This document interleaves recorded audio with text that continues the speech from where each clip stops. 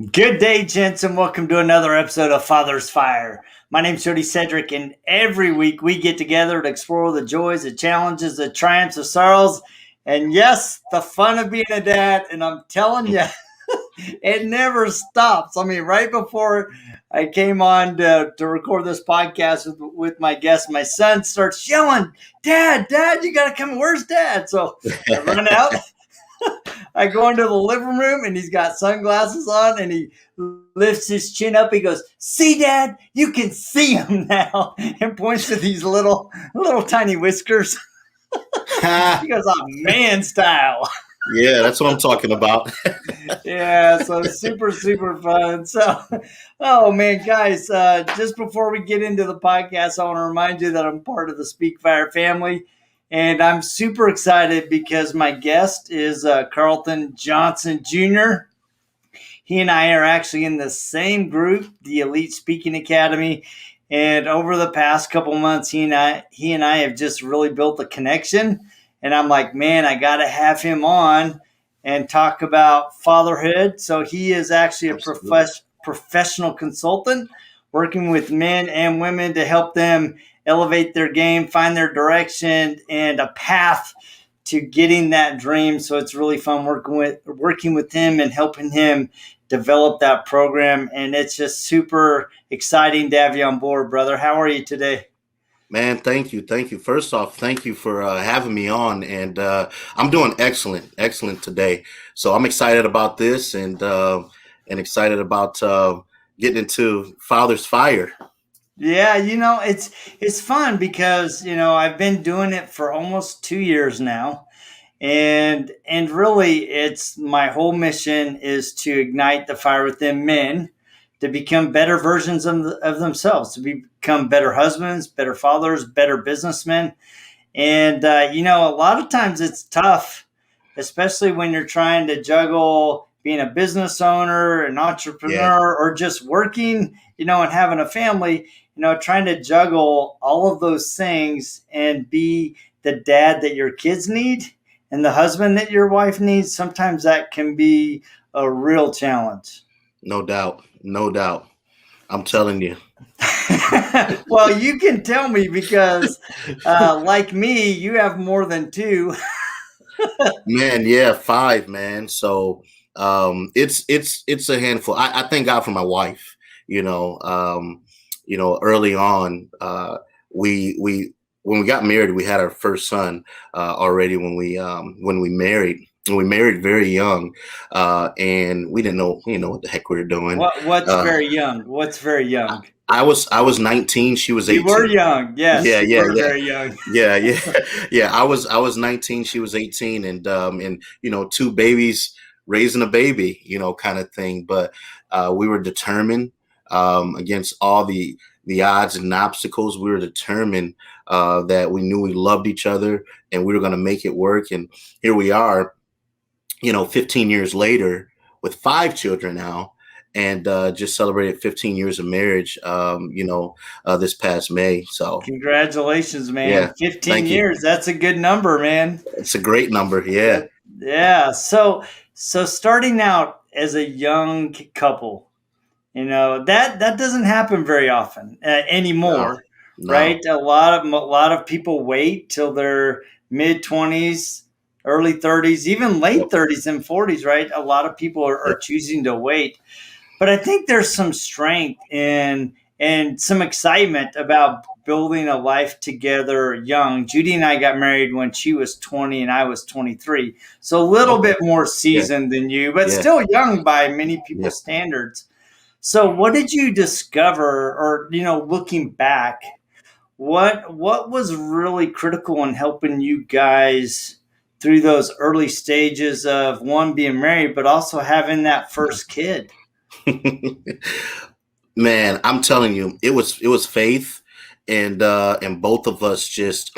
I'll be honest, it wasn't easy, and it was very difficult, especially early on. Like I said, we were kids, and we both got married, coming from two different households, really still trying to identify ourselves and understanding what's really how to really be a successful married couple.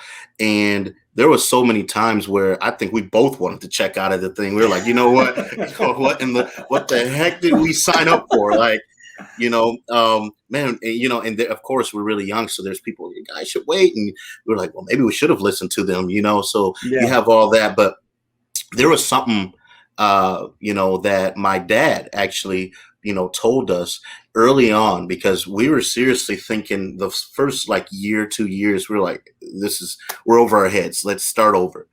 And he had a talk with us, and he told us, he said, now it's going to take a commitment on both of your parts, but take that word, that D word, divorce. He said, you want this to work, take it out of your vocabulary. He goes, take it out of your vocabulary. So anytime you have an issue, because you're going to have issues, he said, you take that out of your vocabulary. It forces both of you to figure out a different way to make this thing work, to work through it. But that can't be an option.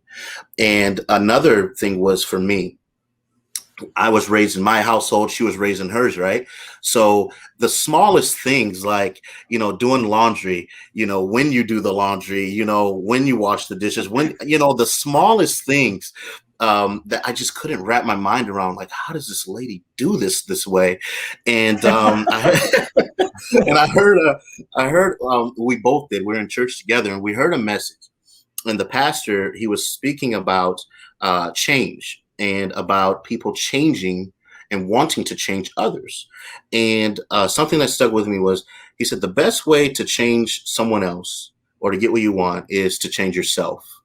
And what that made me do was take a step back and really look at myself and understand her, and say, well, she probably thinks some of the things I do is crazy as well, and she spent 18 years learning this way. I've spent 19 years learning this way.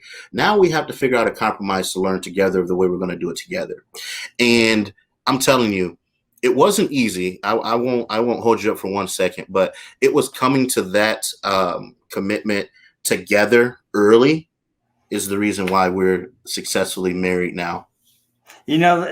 That's really interesting that you bring up the concept and the principle of, when you come together as a couple, you're bringing two different cultures and Yeah. trying to blend those into Yeah. one, right? And it can be simple, silly stuff like, which way does the fork go in the dishwasher, up or down, Yep. and Yep. it's like, Yep. Yep. a lot of people get hung up on that. And it became very obvious to me when we celebrated our first Christmas together. So in Judy's family, they open Christmas presents Christmas Eve. In my family, we open Christmas presents Christmas morning. And I mean, it Smart. was like set in Yeah. stone, especially in my house, right? And Yeah. so Yeah. Judy and I were coming up to Christmas. We've been married like 10 months now.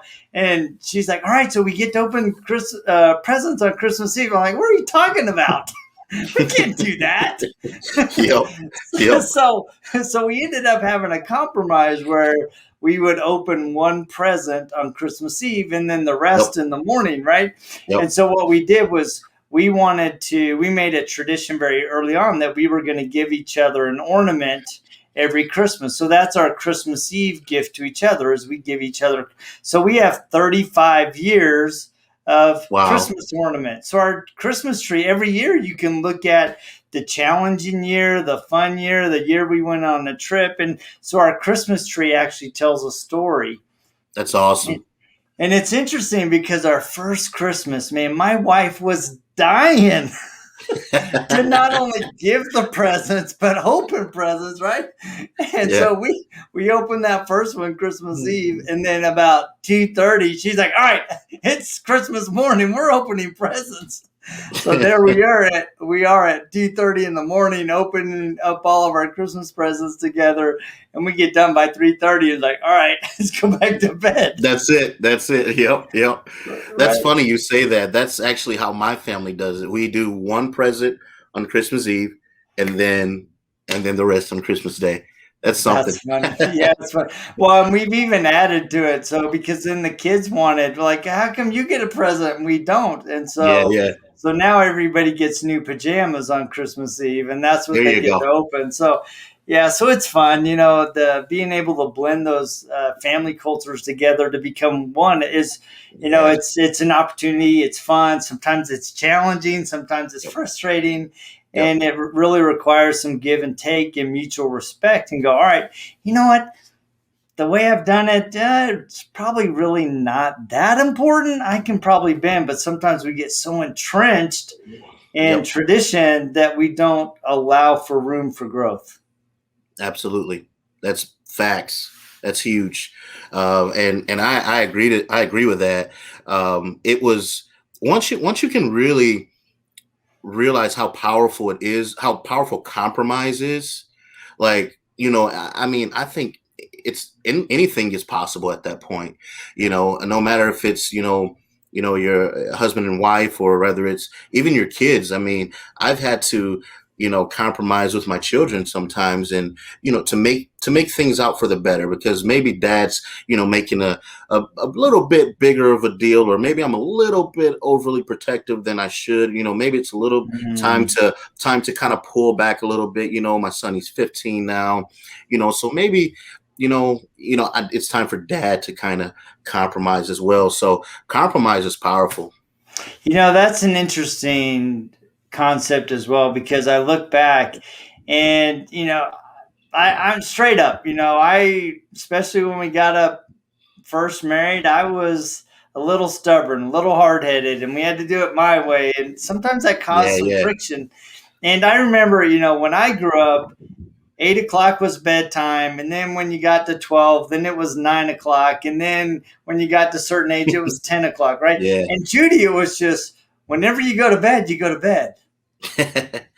And I'm like, wait a sec, these kids need to be in bed. Yeah. Partly because I want to, have a break, but two, I want some Yeah. time with you, right? Yep. And so I had to learn myself that, what? It's really not that important. Mm-hmm. Mm-hmm. Sometimes, because I remember sometimes going to bed and I'd be wide awake. I'm like, why am I in bed? And mom would just stay in bed, time for bed. Yep. And and so it made me realize that what, some things are not that important. I mean, yeah, you want to teach your kids discipline and routine and all that, but sometimes we get so caught up on the way we Yeah. used to do it or the way our parents did it with us that we miss opportunities. Because I can tell you, some of the funnest times in our house have been after 10 o'clock, when the kids get a little punchy and funny and they start Yep. doing Yep. stuff in the kitchen. Yep. And we wouldn't have had those memories if everybody's rushing off to bed at 8 a.m. or 8 That's p.m. that's so true. That is so true. Yeah, that 11th hour when they're getting all goofy because they're really tired. But yeah, and let me see. I have 15-year-old, 13-year-old, 8-year-old twins, Oh, and wow. and a 5-year-old. So man, our house is always live, always live. Yeah. So let's talk about your kids. So, Okay. you got quite the range. So Hmm. what was it like having the first and second kid? The first and second kids were very, very interesting, because especially our first, we always me and Alexis, that's my wife's name, Alexis, we joke all the time, and we say, he was our practice baby, because we didn't, and we said, well, at least one thing we know about this guy going through life is he's going to be resilient, you know. But our practice baby, but he was a great, they were both great. They're very mild mannered still to this day. And it made it easy for us, because I just think that was God's grace, and giving us some kids that were easy. But the one thing was that it was the point in our lives that it was. My Mm. wife, she had just graduated high school. She had just graduated high school. I was out, the year previous, but she had just graduated high school. She was still living with her mom. My father, I worked in his business, the restaurant business, and they were closing down. They were shutting down, and my family was losing everything, Mm. and I had to move in with my mother-in-law, at this time. and it wasn't by choice. I had no choice, and I had vehicle repossessed, and I was evicted from my apartment. That I was so proud that I got my first place. I bought my first car, and my family was losing everything. So, but my wife, she stuck by me. She was right there, the whole time, and what it was a sense of that was where our sense of family really came in, and Mm. our sense of connection. We grew very close together, and that's when I got into a different profession. I got into the sales profession, and I began because I didn't go to college at that time. I hadn't finished college. I was working as a pharmacy technician, and that was $10 an hour, not enough to provide for my family. And I was going to school to become a pharmacist at this time. And I said, you know what? I can't do it. I can't live in your mom's house. I can't do that. I should be taking care of my own family. I should be providing. So I found this ad, and I mean, I was up. I don't think I slept during that time, but I was up, and I found this ad, and it was for a mattress salesman, and it said first year income 36,000. Now this is how, in the trenches I felt like I was, because 36,000, I was like, that's it. All right, I can do that. It'll get me out of here. We can have a small place, but it'll get me out of here. Did well. First year, I ended up doing close to 60,000. Wow. Yeah, I was exceptional, and I was just as a salesperson. I got promoted to an assistant manager, and my family moved. They moved us out of state. They moved me, my wife, my two boys, and when we moved, we left her mom's house with my bed set, a dresser, and a 19-inch tube TV. Yep, and I we had one of those. Yeah, man, and we moved to Lafayette, Indiana, which is right across the river from West Lafayette, where Purdue University is. So it's about 10 minutes away. So we moved there, and everything just went up. God just began to bless us. But our connection became extremely tight because we moved somewhere. We knew no one. We had no one but each other to depend on. Our kids were doing great. They were in good schools. It was looking up. And early on, we bought a dog. So it was the whole family vibe. Every week we bought one week we bought the dining room table. Then the next month actually, we bought the living room set, and we just pieced this place together, ourselves. But it was very difficult. It was. We didn't know anything. We were learning as we went. We were learning. We were trying to figure this thing out, and we made some rough steps, along the way, but all in all, like, our relationship and our bond, it grew so tight during that time. There's real power in a couple being able to step away from their family and be 120% reliant upon each other. Right. I Absolutely. remember when Judy and I first got married, my dad sat us down and he said, look, he goes, you have to recognize that I will never step in your marriage unless I see abuse. Other than Yep. that, you guys go and create your own family. That's the way God intended it. You're coming from Absolutely. two different families. You're going to create your own. So go create your own. I'm not going to meddle. You have the opportunity and the fun and the adventure of creating your own family. So go embrace that, and I'll get the fun of watching you guys get to do that.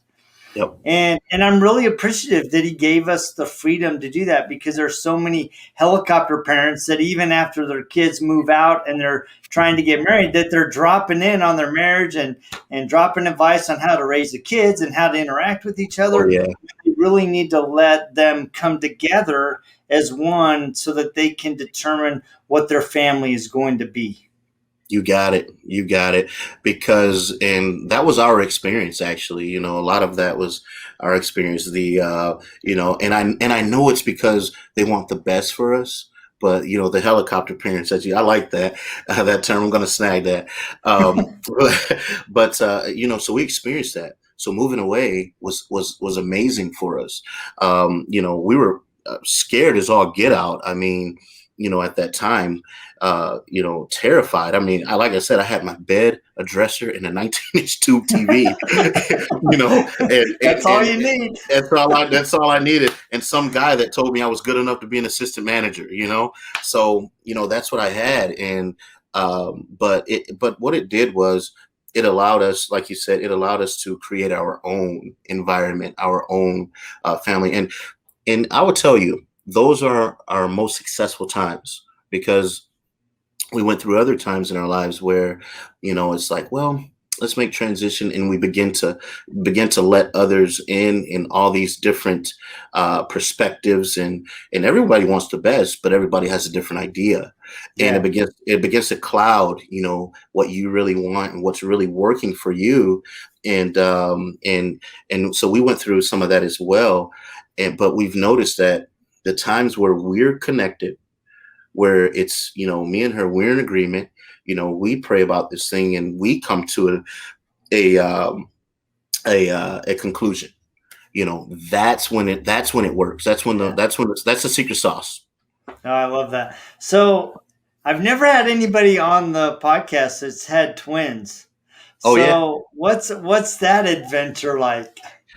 man, that is amazing. Actually, I'll tell you, first of all, funny story. It was I was no good at work for 2 weeks. I kid you not, no exaggeration. I was no good at work. I had a sales team and I'm leading them, and they were even my sales team. Carl, you okay?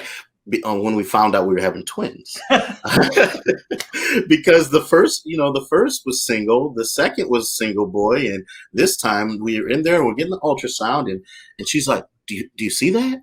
And we're like, and my wife's like, well, oh, is that, what is that? Is that, you know, I see two, is that his eye sockets?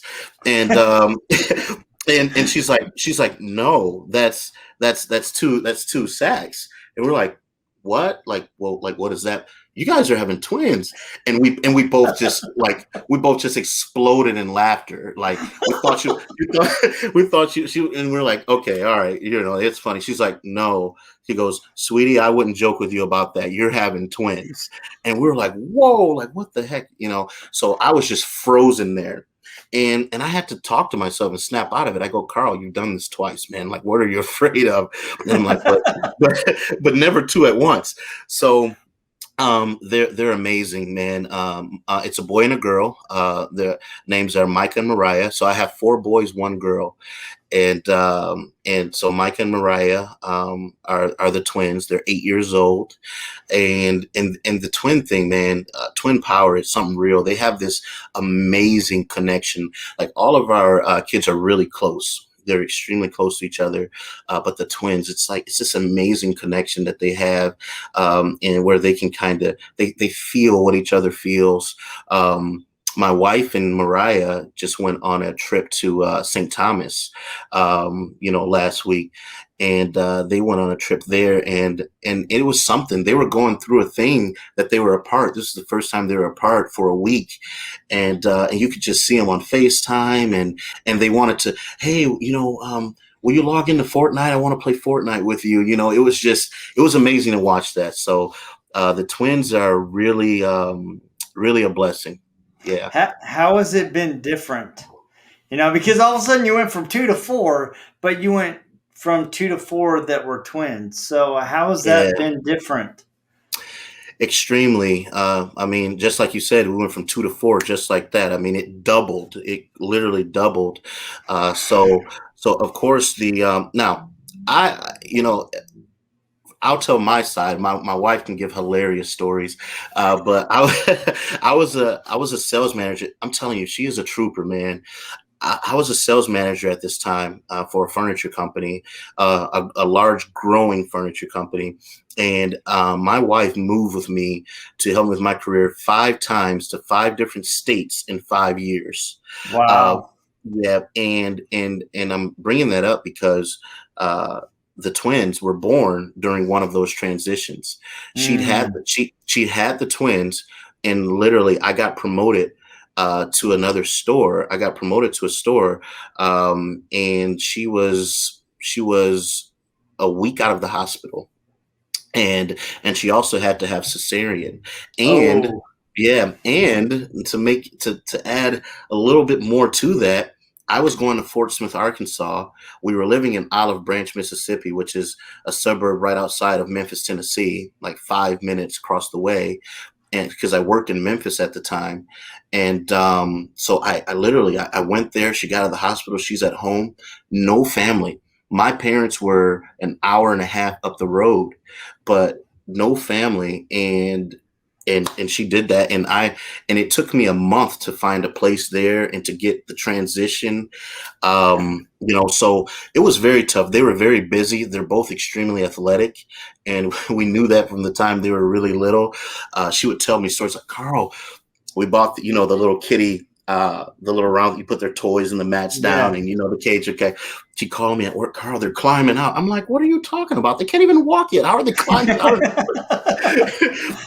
And it took her to record a video, but really they would push the cage up to the sofa, and their little feet and their little hands would be climbing out, and they'd be on the sofa. It was the most amazing thing, but they were really busy. They were completely different than our first two.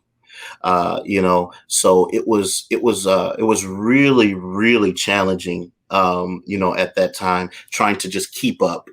My older two were in school, they weren't in school, having to get them on the bus. I would be gone before they go to school, and I get home right before bed.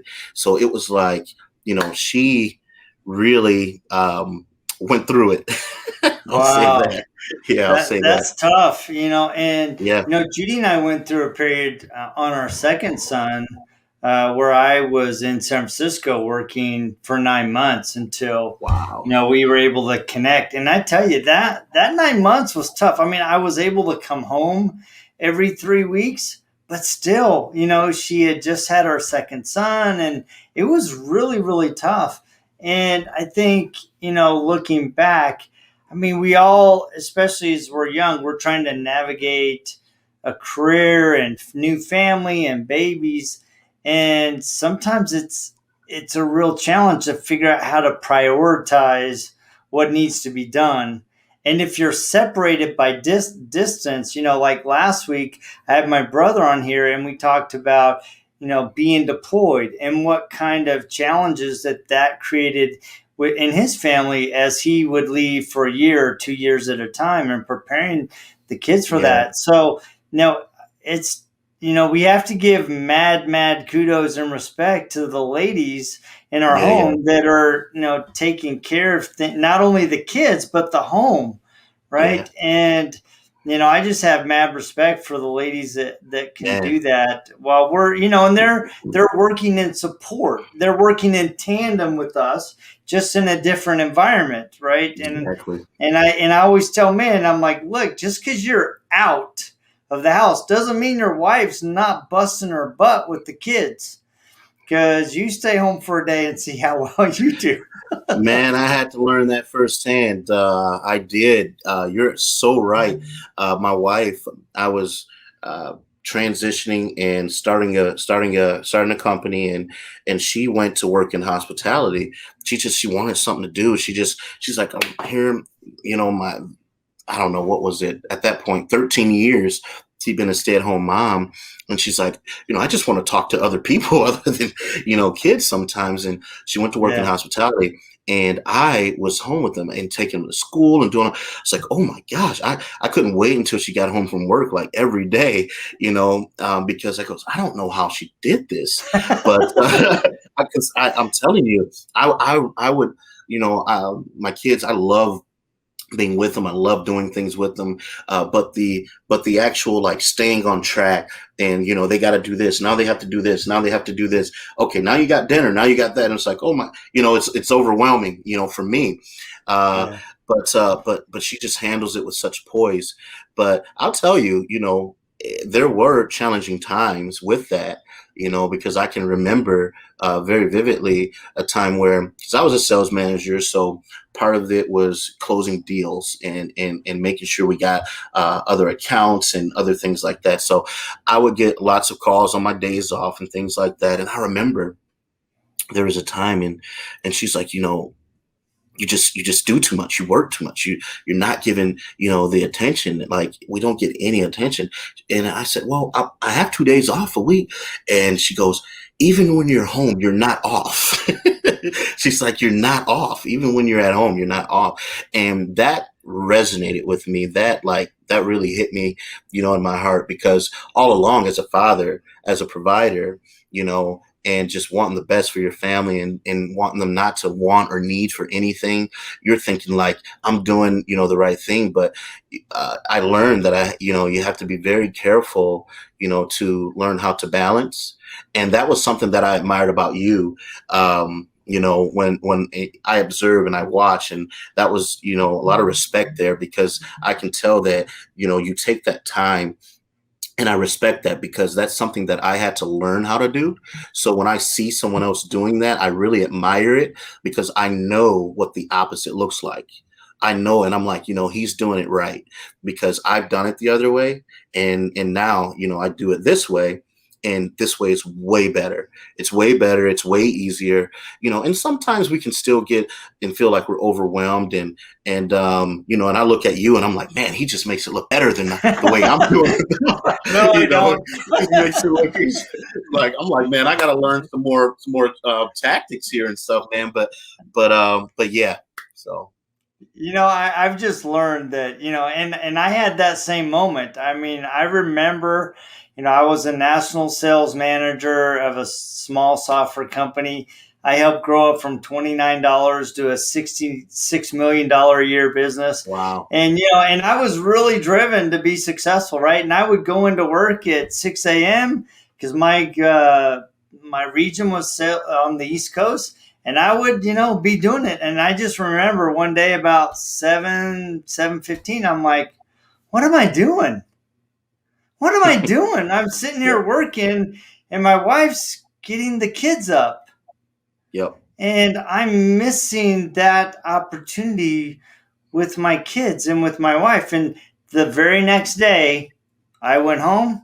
I started waking my kids up with these silly songs. I mean, They still like, Dad, I can't. Anytime I heard this song, I was like, oh no, put the pillow over my head, right? But I would go down. I'd wake them up with my silly songs that I made up, and I'd have music going, while I made breakfast, and then I would help Judy get them off. And I tell you, I would not trade that for anything. Yeah. Having that extra hour in the morning with my kids, it just set the tone that I just craved for and yearned for and loved and appreciated, and was so grateful that I made the decision to do that. And guess what? Sales didn't get compromised. Yeah. Business didn't slow down. Yep. I just figured out a way to be more efficient in the day. And I tell you, it's just critical that we remember that what our kids and what our wife needs most is us. That's it. You got it.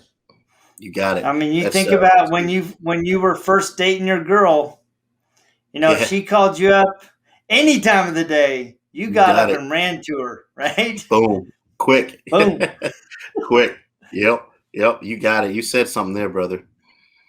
So looking back, because you and I can keep going. I mean, this podcast will end up being 90 minutes if we don't, focus. But looking back, you had 5 kids, and we obviously didn't talk about the youngest one. But looking back, what do you think have been really essential for you to do as a dad in your family?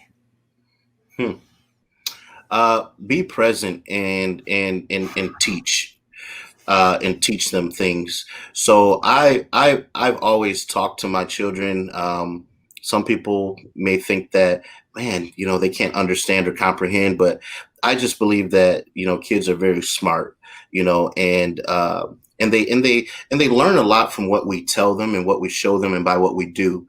That's where they're taking it most from. But I spend a lot of time teaching and showing is what I believe is essential.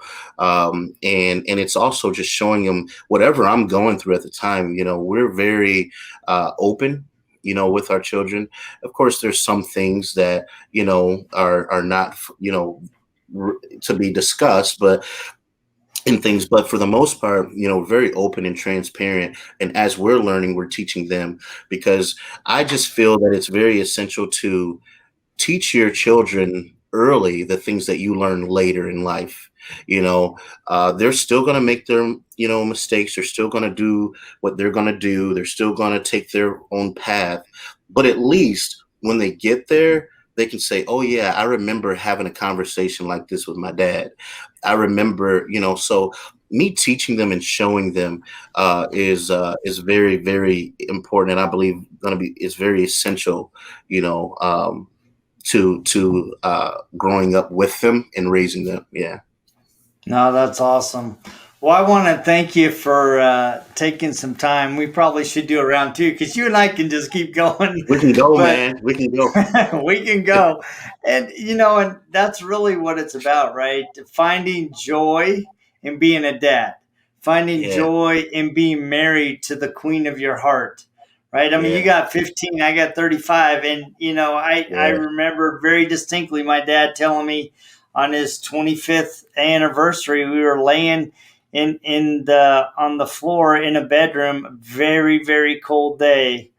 And we were just basking in the sun, laying, next to each other. And he goes, son, he goes, today's been 25 years. And I can tell you how much I loved your mom when we first got married compared to how yeah, much I love her today. yeah, It was only puppy love. It was only yeah, puppy love. And I'm yeah. like, yeah, so yeah, build on that family, build that relationship with that beautiful wife, and spend time with those kids. Like you said, be present. Absolutely, man. You got it. So, Yeah. well, thank you so much for taking the time, man. I love your spirit. I love your excitement for your family, and I love being able to work with you with ESA. So, thank you for being my guest, man. Man, likewise, man. Thank you for having me. I'll be more than excited to be back anytime, and I'm enjoying working with you too, man. So I appreciate it. Thanks a lot. No, it's good, man. Well, you guys listening, thank you guys for joining me every week and my guests. It's all with the intent of igniting the fire within you to become a better husband, a better father, a better man. And please remember to like, share, and subscribe. And we will check you same time just next week. See ya.